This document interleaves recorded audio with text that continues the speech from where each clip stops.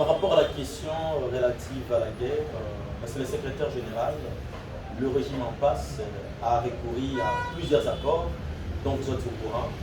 Qu'est-ce que vous avez comme mot à dire par rapport à ces accords qui ont été compris pour quand même trouver la solution sur la situation du pays? Et, cher Georges,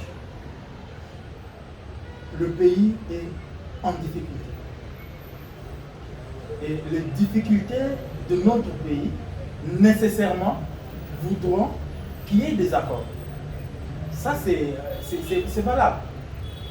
Il faut des accords. Parce qu'en tant que nation, vous devez vivre avec les autres nations en paix. Ce qui est tout à fait normal. Les accords, même à l'interne, on peut le faire.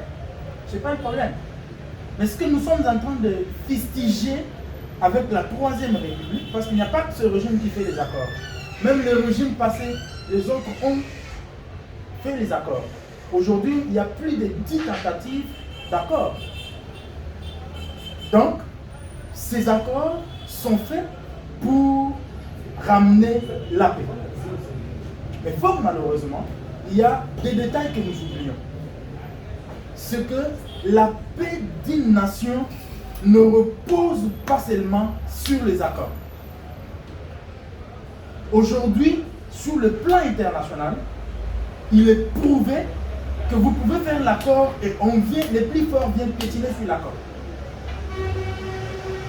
Donc la seule possibilité de sécuriser une nation, de sécuriser notre nation, avoir la paix, nous ne devons pas seulement nous limiter aux accords, comme si les autres viendront se battre à notre place. Non.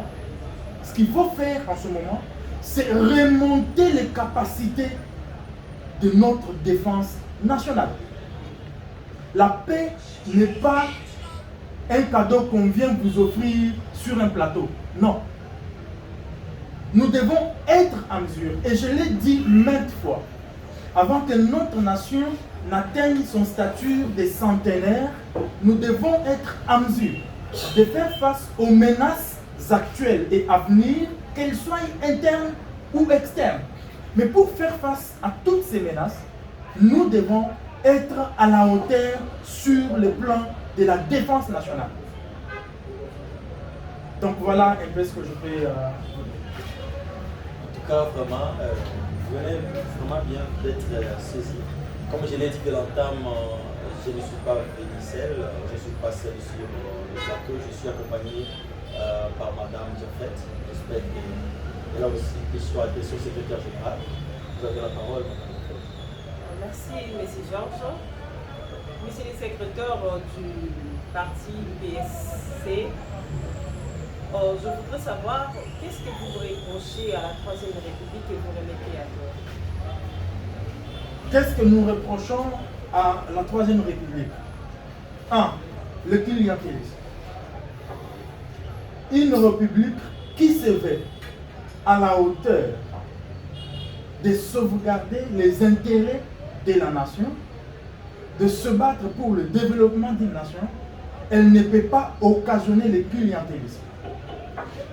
Elle ne peut pas jouer avec le tribalisme. Elle ne peut pas être dans le méandre de la médiocrité.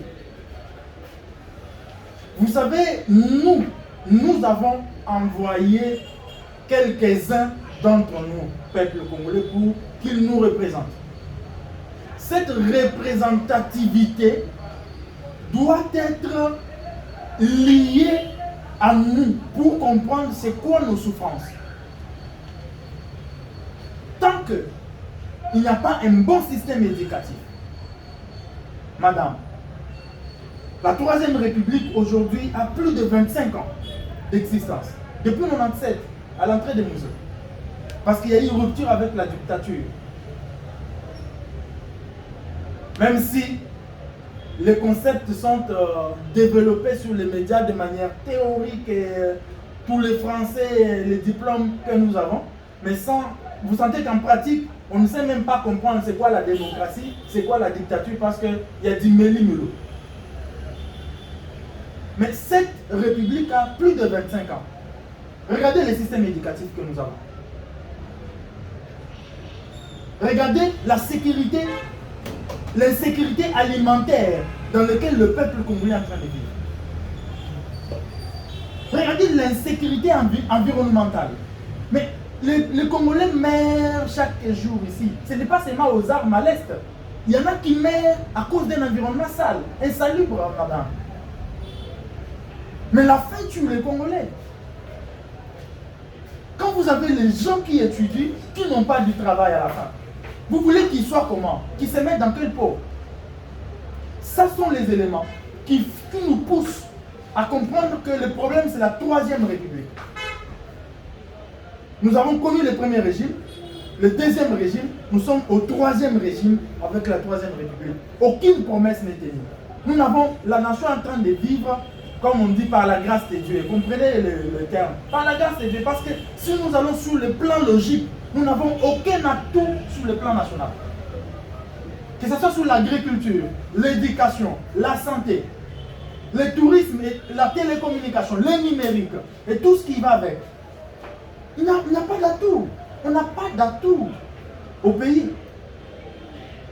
Tous ces éléments font que nous avons comme l'impression que ce sont les individus qui sont là et non l'État qui est présent.